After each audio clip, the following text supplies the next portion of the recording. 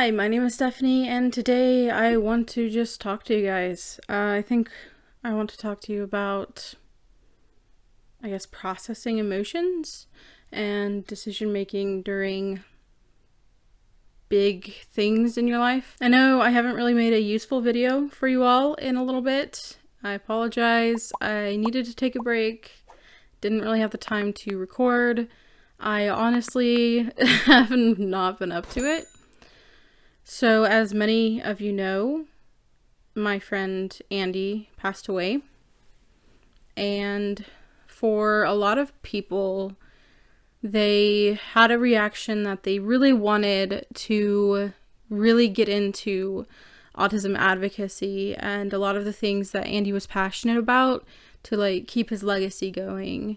And I honestly think that's the coolest response, but mine wasn't like that. And I think it's because for me, Andy was one of the people that helped me keep going, I guess, in this sphere. And he was kind of like a bridge, if that makes sense, to community. And he was someone who got what I was going through. We would talk about things about YouTube and stuff like that, and really about the community in general. And I feel like the only thing that was really tying me to the autism YouTube stuff, and really I felt like I don't even know how to explain this to you, but all of a sudden he was just gone, and it just felt like everything, one thing after another, was just like, why even bother, right? So when it comes to big emotions and big situations like losing a friend, my emotions, I don't know about your emotions, but for me as an autistic person, I often feel like they're forever. So my grief is forever, my depression is forever, this idea that I don't belong here is forever, that this is pointless is forever. And those feelings are really, really big. And when things are that big in your face, it makes you want to act. It makes you want to make really big decisions really fast, because that just seems like the reasonable thing to do, I guess, if that makes sense. And this is actually something I remember doing a lot when I was younger, where I would be faced with some really big negative emotions and suddenly decide that everything I did was worthless. And instead of knowing that there would be a time where I could think more clearly, and that this feeling and this way of existing, I guess, this situation, these feelings, these thought patterns weren't permanent, that they would exist for now, and they do exist, but that they're not forever. I feel like if I had known that and really believed that I wouldn't have done some of the things I did when I was younger. I would delete everything I've ever made, erase it from the internet, because I felt worthless, and I found a lot of my identity in my work and my creative expression and stuff like that. And so I would just delete everything and run away, because I felt like this was forever, I didn't belong, and nobody wanted me here. And of course, those are really common feelings that go along with things like mental illness. And I've talked to you guys before about my experience with mental illness. It is very closely tied to my diagnosis story. So thankfully, after getting help with mental illness issues, I have been really working on that concept of these things do come in waves, and sometimes the waves are really big and really scary, and I don't always respond the best way in the world. I don't think really most people do when they're in distress or upset or whatever else. It's really hard when you're in the middle of what feels like drowning to think that this will subside, that the ebb and flow happen. I guess what I want to share, it's just really a simple thing to say, I guess, but it's something I think that helps me, is that this is not forever. This is not permanent. I think for me, especially when I was younger. And I think this maybe has a little bit to do with like the media and what people feel is remarkable enough to talk about, I guess. I had this feeling like I had to be something amazing when I was young. Like, it didn't matter if I accomplished things when I was past a certain age, and I feel like I've passed that age, whatever that magical age is that I came up with in my head. It felt like if I didn't accomplish everything by whatever meant that I was still young, then it wasn't really worth it or amazing or interesting or anything like that. So when I would fail or be discouraged or things would happen, it felt like that I had thrown everything away, or that everything was thrown away for me. If I had any sort of potential or any sort of future, it was already gone, because it wouldn't matter anymore because I didn't do well enough yet. And I think maturing and growing older, that's helped me understand, like, I could literally be like 80 and still do something new and still do something worthwhile and still change someone's life somehow. And I think all of those concepts have worked together to help me to not react so impulsively to things. And so honestly, like, one of my impulses for this, and one of the things that just seemed to make sense, because I barely wanted to get out of bed. I would just sit there and stare into the void for a while. And I had school coming up. I really wanted to use my break to be able to actually like script out videos and research, and all of that just got so jacked up between holidays and then finding out about Andy and just stuff like that. It just seemed like maybe I should just stop.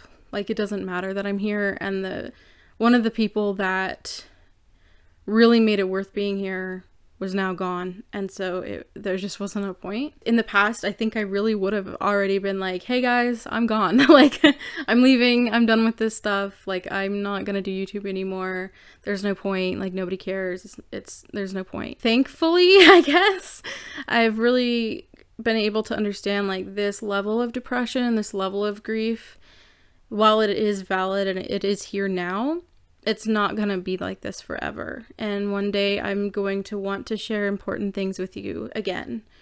And one day I'm going to think that I can somehow change the world by making videos on YouTube or make someone's life better.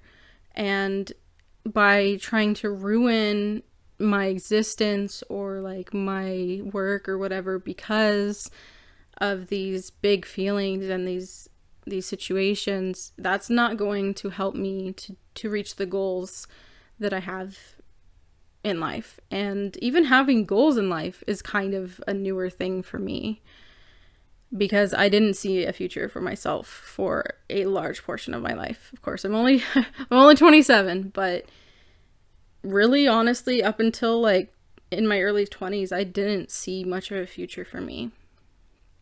And so now that I have the capacity to have an idea that there can be a future for me, it has helped me understand that even though the future is unknown, it exists, and it doesn't necessarily mean that it's exactly what it is right now.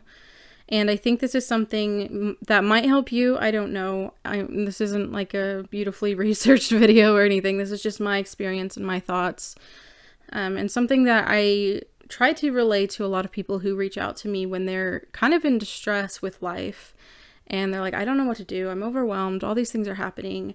And they start wanting to make decisions. And I see that happening just like it would happen with me. Like, I'm going to quit everything. I'm not going to do any of this anymore. Like, I'm going to do this and this and this, all because this situation happened. And it can be really hard to remove yourself from the moment and realize, why am I feeling this way all of a sudden?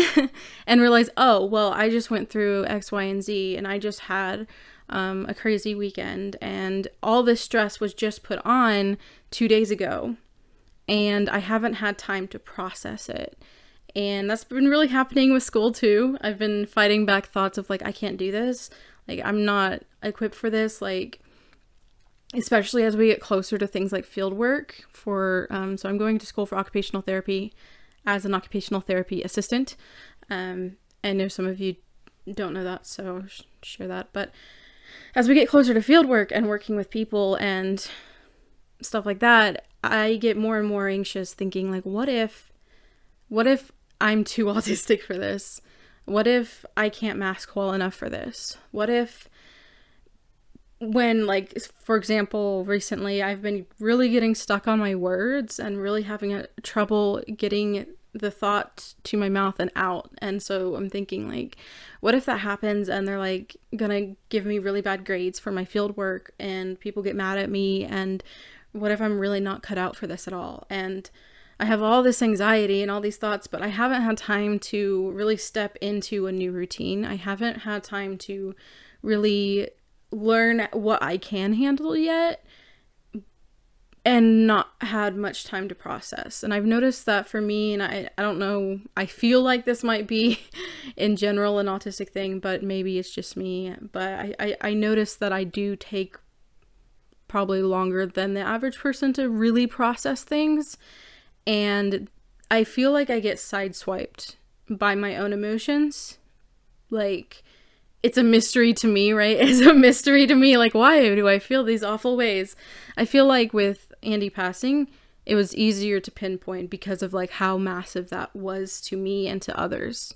But a lot of times there will be situations and I just can't comprehend why all of a sudden I can't function, or why all of a sudden I feel all these things. And if someone else were to look at me and like I told them what has happened in like the last month, they could easily tell me what it was. Or if they had told me like my life events, but they were happening in theirs, I could easily tell them, yeah, but like 2 days ago this happened, or like a week ago this happened. This is why you're feeling that way. That's not forever.